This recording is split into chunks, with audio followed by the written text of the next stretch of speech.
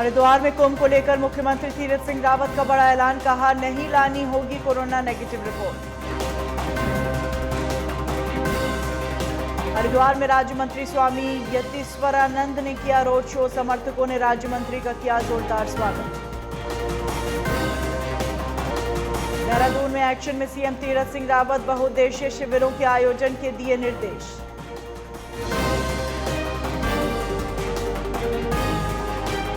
चमोली में तपोवन हिम आपदा को 37 दिन पूरे, अभी तक 72 शव बरामद, 132 अभी भी लापता। देहरादून में सीएम तीरथ और प्रदेश अध्यक्ष मदन के स्वागत में भाजपाइयों की बाइक रैली के दौरान ट्रैफिक डाइवर्ट।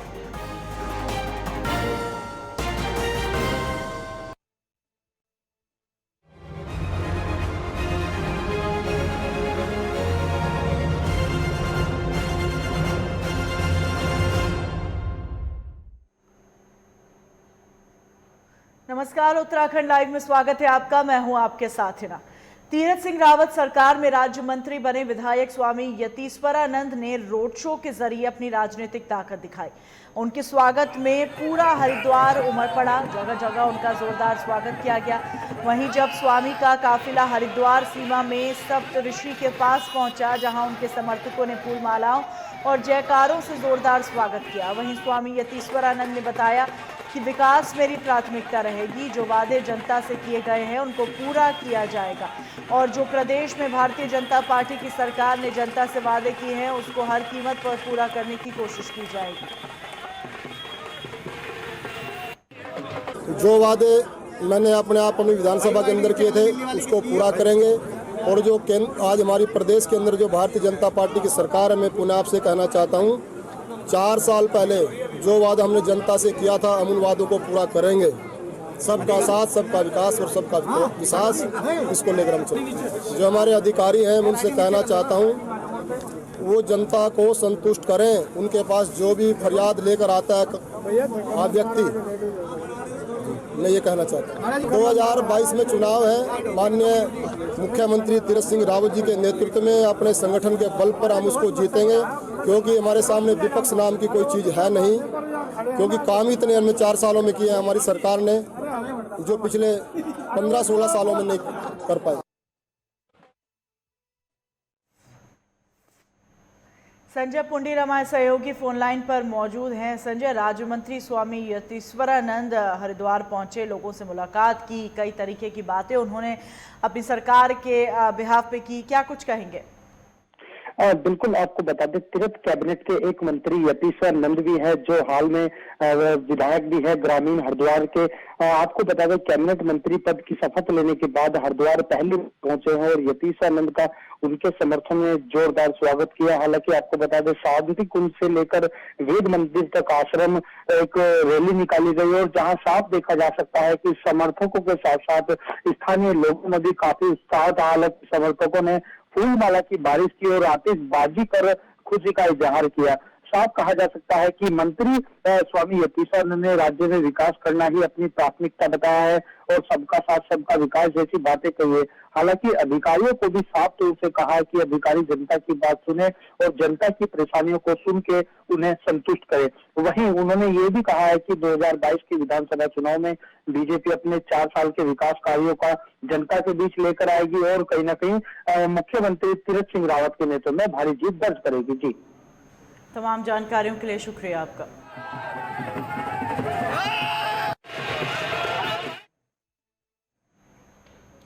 वहीं चमोली में आपदा को 37 दिन पूरे हो गए, और इंटेक एडिट टनल तपोवन में लापता हुए 35 लोगों का अभी तक कोई सुराग नहीं मिला, जिसके कारण पीड़ित परिवार प्रशासन से नाराज है। बता दें तपोवन आपदा में अब तक कुल 72 शव बरामद हुए, जबकि 132 अभी भी लापता है। टनल में जेसीबी मशीन लगातार मलबा साफ करने में लगी है, और तब भी बैराज साइट सहित ऋषिगंगा रैणी में अभी तक कोई शव नहीं मिला। वहीं प्रभावित इलाकों में अब धीरे धीरे जनजीवन सामान्य होने लगा है।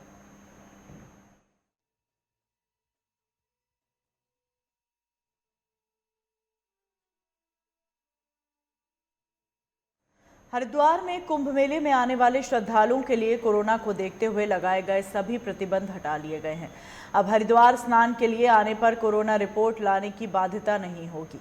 हरिद्वार संतों से मिलने पहुंचे मुख्यमंत्री तीरथ सिंह रावत ने संतों से बातचीत के बाद कहा कि कुंभ में देश भर से कोई भी आए, किसी के लिए कोई रोक टोक नहीं होगी। इसको लेकर साधु संतों में खुशी का माहौल देखने को मिल रहा है। उनके द्वारा मुख्यमंत्री तीरथ सिंह रावत का धन्यवाद भी किया गया।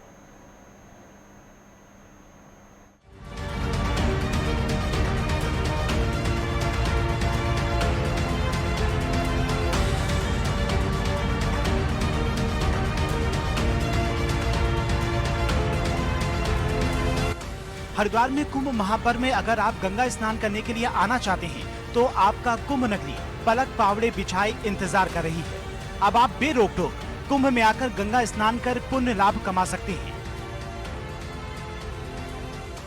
अभी तक कुंभ में आने के लिए कोविड महामारी को देखते हुए श्रद्धालुओं के लिए कोरोना रिपोर्ट सहित कई तरह की बंदिशें लगी हुई थी, मगर राज्य में नए मुख्यमंत्री तीरथ सिंह रावत ने पदभार संभालते ही कुंभ को दिव्य और भव्य बनाने की घोषणा की थी। जहां उन्होंने हरिद्वार में साधु संतों से मुलाकात के बाद साफ कर दिया कि कुंभ में आने वालों के लिए ना तो कोरोना रिपोर्ट लानी होगी, ना ही कोई रोक टोक होगी। बस कोरोना गाइडलाइन का पालन करते हुए मास्क पहनना और सामाजिक दूरी बनाए रखना जरूरी होगा। वहीं उन्होंने कहा कि लोगों को कुंभ का 12 साल से इंतजार रहता है। ऐसे में हम देश भर के श्रद्धालुओं को कुंभ में बेरोक टोक आने का निमंत्रण देते हैं। श्रद्धालु आएं और पवित्र गंगा में कुंभ स्नान करें। महाकुंभ वो अच्छा हो।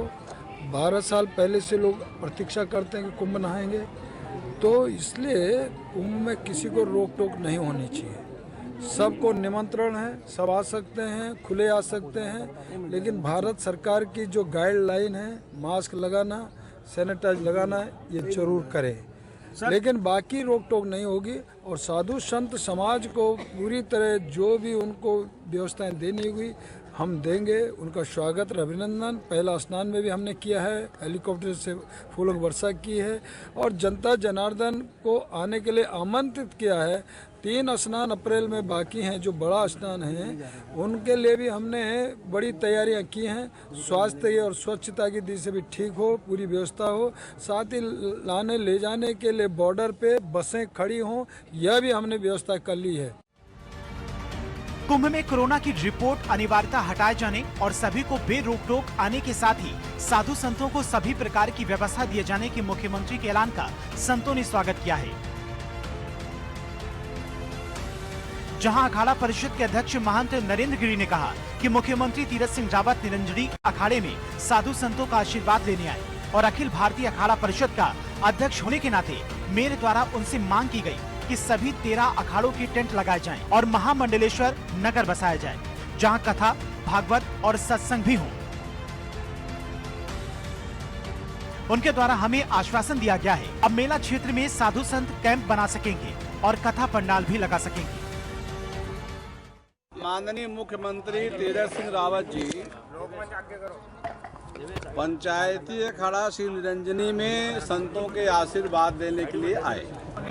अखिल भारतीय अखाड़ा परिषद के अध्यक्ष होने के नाते मैंने उनसे मांग की कि 13 अखाड़ों के टेंट भी लगाए जाएं और 13 अखाड़ों के महामंडलेश्वरों को भी व्यवस्था की जाए, कथा भी हो, पंडाल लगे, अंश से चले। माननीय जी ने कहा कि महाराज हमने सब आदेश दे दिया है, अब टेंट भी लगेगा, कथा पंडाल भी होगा और 13 अखाड़ों के लिए जितनी व्यवस्थाएं हो सकेंगी हमारे सामने निर्देश भी दिया है और कहा है कि मैंने पहले से भी निर्देश दे दिया है कि सारी व्यवस्थाएं जैसे 2010 में थी उससे अच्छी की जाएंगी।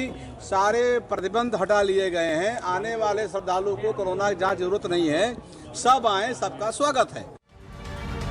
निरंजनी अखाड़े के सचिव महंत रविंद्र पुरी ने मुख्यमंत्री की घोषणाओं पर खुशी जाहिर करते हुए कहा कि मुख्यमंत्री अपने नाम के अनुरूप बेहतरीन काम कर रहे हैं। उनके द्वारा अनुमति दी गई कि कुंभ मेले में श्रद्धालु गंगा में स्नान करें और संतों की सभी व्यवस्था की जाएगी। इससे संत समाज के साथ साथ सभी समाज के लोग काफी खुश हैं।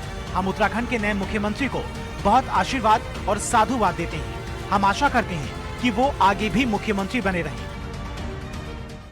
जिनका जैसा नाम होता है वैसे उनके गुण होते हैं। तो हमारे माननीय जो मुख्यमंत्री जी है उनका नाम भी वही है, तीरथ सिंह रावत। कुंभ मेला उसकी अनुमति दी है, श्रद्धालु भी आएंगे, सभी काम होंगे। तो पूरा संत समाज, ब्राह्मण समाज, क्षत्रिय समाज, जितने भी समाज हमारे हिंदू, मुस्लिम, सिख, ईसाई सभी खुश है जो हमारे सीएम साहब आए हैं। और इनको हम बहुत बहुत आशीर्वाद, साधुवाद, इनकी लंबी उम्र हो, हम ये कामना करते हैं ये आगे भी सीएम बने रहे। उम्मीद है सीएम साहब हमारे आए, अब सभी दिक्कतें जो थे समाप्त हो जाएंगी और हमारा कुंभ जो दिव्य और भव्य होगा। पूर्व मुख्यमंत्री से नाराज चल रहे संत अब नए मुख्यमंत्री तीरथ सिंह रावत से खुश नजर आ रहे हैं, क्योंकि उनके द्वारा सभी प्रकार की पाबंदी श्रद्धालुओं से हटा ली गई है और साथ ही साथ साधु संतों को भी सभी व्यवस्थाएं शासन द्वारा देने का आश्वासन दिया है। अब देखना होगा मुख्यमंत्री तीरथ सिंह रावत कितनी जल्दी साधु संतों को दी जाने वाली सुविधाएं संतों को मुहैया कराते हैं। हरिद्वार से संजय पुंडीर की रिपोर्ट, लाइव टुडे।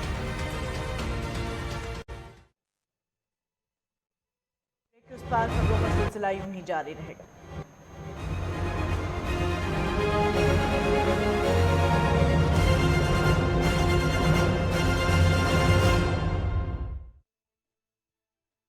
सब कुछ आजमाया और तब मैंने माना कि सिर्फ सच्ची सहेली ही है महिलाओं के उन मुश्किल दिनों की हर समस्या, जैसे कठिन दर्द, अनियमितता, खून की कमी, थकान व कमजोरी जैसी सभी प्रॉब्लम्स के लिए नंबर 1 औषधि एवं टॉनिक। अगर नौकरी में तरक्की न मिलने, आपसी संबंधों में खटास होने, घर वालों से सम्मान न मिलने या घर के निरंतर कलेश से हैं परेशान, तो कॉल करिए 9795777775 पर, जहां आचार्य धनंजय जी आपको देंगे हर समस्या का समाधान। देखिए नक्षत्र चक्र हर रोज सुबह 7:30 बजे सिर्फ लाइव टुडे पर। आपकी आवाज, आपकी ताकत, आपका अपना न्यूज चैनल लाइव टुडे अब उपलब्ध है ZEE5 पर। बॉलीवुड की हर खबर, फिल्मी सितारों का सफर, कंट्रोवर्सी से लेकर गॉसिप तक, लिंकअप से लेकर ब्रेकअप तक, देखिए हर हलचल बॉली तड़का में हर रोज दोपहर 12:30 बजे सिर्फ लाइव टुडे पर।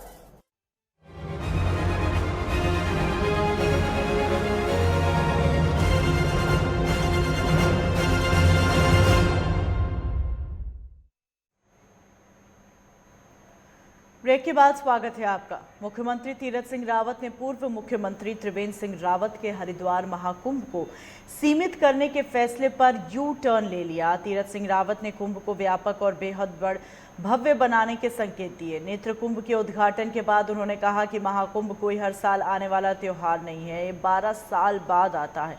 करोड़ों श्रद्धालुओं को वर्षों से इसका इंतजार रहता है, इसलिए महाकुंभ में आने के लिए श्रद्धालुओं पर कोई रोक टोक नहीं होगी। महाकुंभ की भव्यता को लेकर खड़े हो रहे संशयों और फैलाए जा रहे संदेशों को खत्म किया जाएगा। 1 अप्रैल से महाकुंभ को और विस्तार दिया जाएगा। श्रद्धालुओं के आने और जाने के लिए 4 गुना अधिक बसें चलेंगी।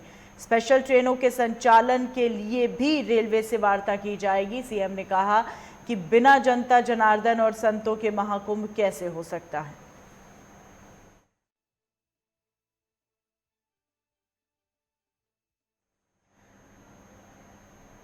श्रद्धालुओं के लिए कोविड नेगेटिव रिपोर्ट की अनिवार्यता खत्म करने और शंकराचार्य अखाड़ों के लिए भूमि आवंटित कराए जाने के मुख्यमंत्री तीरथ सिंह रावत के फैसले के बाद संतों ने दिव्य और भव्य महाकुंभ की तैयारियां तेज कर दी। ज्योतिर्पीठ के शंकराचार्य स्वामी स्वरूपानंद सरस्वती का हरिद्वार महाकुंभ में आने का कार्यक्रम जारी हो गया है। शंकराचार्य 6 अप्रैल को हरिद्वार पहुंचेंगे और 8 अप्रैल को उनकी भव्य शोभा यात्रा निकाली जाएगी। 12 अप्रैल के शाही स्नान से पहले पूरी पीठाधीश्वर और अन्य शंकराचार्यों के प्रतिनिधियों के भी हरिद्वार पहुंचने की उम्मीद जताई जा रही है।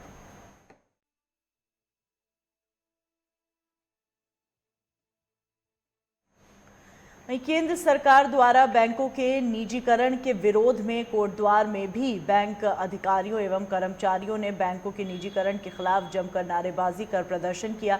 वहीं उत्तरांचल बैंक एम्प्लॉयज यूनियन के जिला सचिव वीरेंद्र सिंह रावत ने कहा कि केंद्र सरकार बैंकों का निजीकरण करके देश की जनता के साथ साथ बैंक कर्मियों के साथ भी बहुत बड़ा अन्याय कर रही है।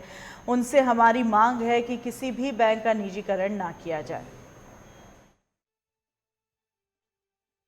भर के यहाँ पे भी प्राइवेट बैंक देखिए आप, दुनिया भर के जो है सर्विस चार्जेस जो है दुनिया भर के बड़ी हुई दरों पे सर्विस चार्जेस देते हैं और जनता से जो है लूट करके जो है कमा के खा के भाग जाते हैं। और आज आप देखिए कि देश में, हमारे देश में जो पूंजीपति कहलाते हैं, जिनके हाथों में आज ये केंद्र सरकार बैंकों को बेचने जा रही है, वो बैंक के डिफाल्टर हैं। उनका जो है केंद्र सरकार लोन माफ कर रही है और उन्हीं के हाथों में आज जो है बैंकों को बेच रही है और पब्लिक को और हमारे बैंक कर्मचारियों को इसका जो है खामियाजा भुगतना पड़ेगा। परेशान होंगे, इनकी नौकरियां चली जाएंगी, दर दर की ठोकरें खाने पड़ेंगे। लोग, देश की आम जनता को जो सहूलियत सरकारी बैंकों से आज तक मिलती चली जा रही है वो सारी समाप्त हो जाएगी। मांगे यदि पूरी नहीं होगी, अभी तो हमारी 1-2 दिन की सांकेतिक हड़ताल है और मांगे हमारी पूरी नहीं होंगी। यदि बैंकों को सरकार ने निजीकरण करने का यदि पूरा अपना निजीकरण किया तो हम जो है इंडेफिनिट स्ट्राइक करेंगे, लेकिन हम विरोध करेंगे। चमोली के रानी गांव में सड़क के अभाव में समय से अस्पताल नहीं पहुंच पाने के चलते 2 लोगों की मौत हो गई। जहां सराज सिंह को अटैक आया, जिसके बाद हर बार की तरह गांव के लोगों ने उसे कंधों पर 8 किलोमीटर लाने के बाद रास्ते में ही उसने दम तोड़ दिया। इस घटना में ही ग्रामीण लगे थे कि गांव में मकर सिंह पेड़ से गिर गया और गंभीर रूप से घायल हो गया। ग्राम प्रधान मोहन सिंह नेगी दौरा शासन स्तर पर हेलीकॉप्टर के लिए बात की। इस दौरान ग्रामीणों ने मकर सिंह को भी बचाने के लिए कंधों पर लेकर जाने की कोशिश की, लेकिन तब तक बहुत देर हो गई थी और उसने भी दम तोड़ दिया। रानी गांव के 2 परिवारों पर दुखों का पहाड़ टूट पड़ा है। वहीं एक बार फिर से शासन की कार्यप्रणाली और विकास के दावों पर सवाल खड़े हो रहे हैं। स्थानीय लोगों का कहना है कि सड़क बनी होती तो समय पर अस्पताल पहुंचा जा सकता था और जान बचाई जा सकती थी, लेकिन ऐसा नहीं हो पाया, जो दुर्भाग्यपूर्ण है।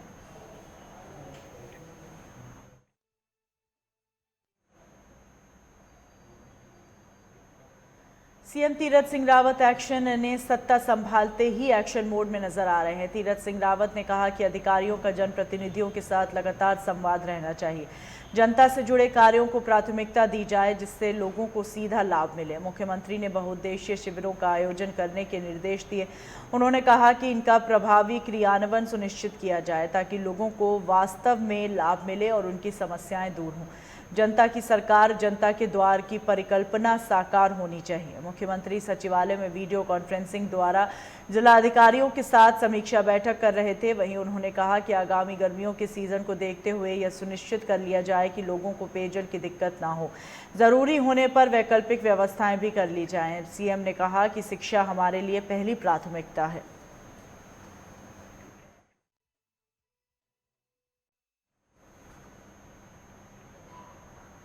रुड़की ब्लॉक के बेलडा में ग्राम प्रधान पर ग्रामीणों ने अपनी मनमानी के चलते अनुचित कार्यों को कराने के आरोप लगाए हैं। बताया जा रहा है ग्रामीणों ने ग्राम प्रधान के पर जमीन कब्जा करने का आरोप लगाते हुए प्रशासन से गुहार लगाई। वहीं ग्रामीणों का कहना है ग्राम प्रधान उस जगह पर निर्माण कर कब्जाना चाहते हैं जिस पर पहले से ही कोर्ट ने स्टे किया हुआ है। इसके बावजूद ग्राम प्रधान ने उस जगह पर दोबारा काम किया, जहां ग्रामीणों ने प्रशासन को इस मामले की सूचना दी। फिलहाल पुलिस ने जमीन पर चालू काम रुकवा दिया है।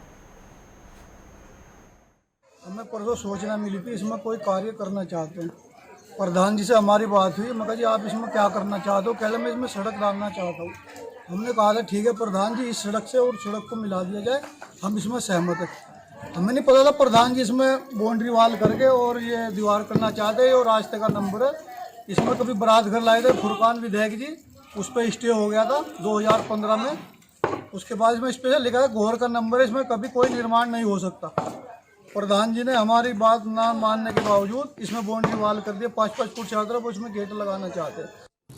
जो ग्राम बेलडा गांव है वहाँ पर एक जगह पड़ी हुई थी। हमने पिछली बार उसमें एक बहुत बड़ा बारात घर स्वीकृत कराया, जिसमें कुछ लोगों ने अपने स्वार्थ के लिए वो बनने नहीं दिया। आज उसी ज़मीन पर ग्राम समाज की जो ज़मीन है उस पर कुछ लोग कब्जा करना चाहते हैं, जो गलत है। जो ग्राम समाज की चीज़ है वो सरकारी ज़मीन होती है। अगर कोई सरकारी निर्माण हो तो कोई बात नहीं, अगर कोई अपनी निजी कोई अपना मकान बनाना चाहता है तो उसे तत्काल प्रशासन रोके, क्योंकि ग्राम समाज की ज़मीन सरकारी होती है और सरकार का ही उस पर अधिकार होता है। परी अखाड़े की प्रमुख साध्वी त्रिकाल भवंता ने कुंभ मेला प्रशासन पर आरोप लगाया कि महिला संतों के लिए मेला प्रशासन ने अभी तक कोई इंतजाम नहीं किया। उन्होंने यह भी आरोप लगाया कि केवल कुछ खास प्रभावशाली संतों को प्रशासन हर तरह की सुविधाएं दे रहा है। वहीं उन्होंने अखाड़ा परिषद अध्यक्ष महंत नरेंद्र गिरी से अपनी जान का भी खतरा जताया। साध्वी त्रिकाल भवंता ने मुख्यमंत्री पर भी सवाल खड़े करते हुए कहा कि सरकार भी पक्षपातपूर्ण रवैया अपना रही है। उनका लगातार संतों और मेला प्रशासन द्वारा अपमान किया जा रहा है। वहीं उन्होंने मांग की कि सरकार और मेला प्रशासन महिला संतों के लिए कुंभ क्षेत्र में स्थान उपलब्ध कराए और हर की पौड़ी पर महिला संतों के लिए अलग स्नान की व्यवस्था की जाए। परी अखाड़े का अपमान इस तरह से है कि न तो घाट बनाया गया, न उसकी घाट की आरक्षित किया गया, न उनको कोई व्यवस्था बताया गया कि आपका ये स्थान है आपके लिए, न उसकी सुरक्षा की गई कि आपके लिए ये सारे लोग सुरक्षा में लगे हुए हैं और आप सम्मान सहित यहाँ पर स्नान कर सकते हैं। मैं व्यवस्था चाहती हूँ कि जितनी भी साध्वियाँ हैं जो अलग सुरक्षित संरक्षित स्नान करना, सम्मानित तरीके से स्नान करना चाहती हैं, उनके लिए अलग से एक घाट हो और एक समय निर्धारित किया जाए। उसी समय वो अपने दल बल के साथ जाकर के अपने भगवान को स्नान कराएं और खुद स्नान करें और अपनी साधना पूजा करें, भक्ति अपनी। पूर्व सीएम त्रिवेंद्र सिंह रावत को लेकर इस्तीफे को लेकर संतों ने कहा कि जिस तरह से कुंभ में संतों की अनदेखी की और आध्यात्मिक रूप से कुंभ के ऊपर जबरदस्ती कोविड की एसओपी थोपी, जिसके चलते उन्हें सत्ता से हाथ धोना पड़ा। वहीं महामंडलेश्वर रामेश्वरानंद जी महाराज ने कहा, मुगल काल में भी जब देश पर मुगलों का राज था तब महानिर्वाणी अखाड़े ने नागा साधु के साथ लड़ाई लड़कर कुंभ को जारी रखा था। सरकार मुगलों से भी ज़्यादा कट्टर निकली। संघ और संत एक हैं और इसलिए हमने इस बार सरकार का साथ दिया है, लेकिन सरकार ने संतों का साथ नहीं दिया, जिसका नतीजा यह निकला कि सीएम त्रिवेंद्र सिंह रावत को इस्तीफा देना पड़ा। वहीं उन्होंने कहा कि आने वाले नए सीएम कुंभ को सकुशल संपन्न कराएंगे। इस महाकुंभ के इस पावन पर्व पर जो 12 वर्षों से आ रही है, इसमें आपने बढ़ चढ़ के बड़े अच्छे पैमाने में आप कवर भी कर रहे हैं, कवरेज भी कर रहे हैं, दिखा भी रहे हैं और वास्तविकता सत्य का साथ दे रहे हैं। देखिए, ये आस्था की विषय है। मैं न तो पुराने मुख्यमंत्री न नए मुख्यमंत्री, हमारी आशाएं हैं, क्योंकि हम वैदिक सनातन धर्म के लोग हैं और हम आशावादी लोग हैं और हर धर्म में अपना कार्य करने का अधिकार है। और मुगलों के टाइम पे, अंग्रेज़ों के टाइम पे भी किसी भी पूजा पाठ के लिए प्रतिबंध नहीं लगाया गया। तो सबसे बड़ी बात कि ठीक है, कोरोना है, पूरे विश्व में है, उसको हम स्वीकार करते हैं, उसके सारे हम जो गाइडलाइंस फॉलो करेंगे, परंतु हमारा ये कहना है कि वो सबके लिए बराबर होना चाहिए। काशीराम के कुंडेश्वरी रोड स्थित श्री साईं धाम मंदिर में 5 दिवसीय निःशुल्क योग शिविर का शुभारंभ हो गया। शिविर का शुभारंभ मेयर उषा चौधरी और अन्य गणमान्य लोगों द्वारा किया गया। आरोग्य धाम समिति के संचालक और पतंजलि योगपीठ हरिद्वार से प्रशिक्षित श्री राम यादव सेवानिवृत्त प्रधानाचार्य ने बताया कि 5 दिवसीय योग शिविर में विधायक कैलाश चंद्र गहतोड़ी के सौजन्य से श्री साईं धाम मंदिर में शिविर का आयोजन किया जा रहा है। योग शिक्षाओं पारंगत और शिविर में सभी साध्य एवं असाध्य रोगों का उपचार किया जाएगा। वहीं उन्होंने शिविर में आए सभी लोगों से कहा कि योग से व्यक्ति निरोग होता है। नियमित रूप से अगर व्यक्ति प्रतिदिन योग और प्राणायाम करे तो वह काफी हद तक निरोग रह सकता है। जहाँ तक योग का प्रश्न है, ये हमारी बहुत पुरातन पद्धति है। जो हमारे ऋषि मुनि हुआ करते थे, वो सालों साल तक जो पूजा करते थे या ध्यान करते थे, वो योग के द्वारा ही करते थे। और उस योग में इतनी शक्ति थी कि उस योग के द्वारा सालों महीनों वो एक ही जगह पर बैठकर अपना ध्यान केंद्रित करते थे। शनि शनि समय बढ़ता चला गया और जो अस्तित्व में हमारा जो हमारी जो अंग्रेजी दवाइयाँ हैं वो अस्तित्व में भी आईं, लेकिन फिर भी कहीं ना कहीं जो हमारी पुरातन पद्धति थी योग की वो आज भी कहीं जीवित है, क्योंकि ये देखा गया है कि जो योग करते हैं उनकी आधी से अधिक बीमारियां तो योग करने से ही दूर हो जाती हैं।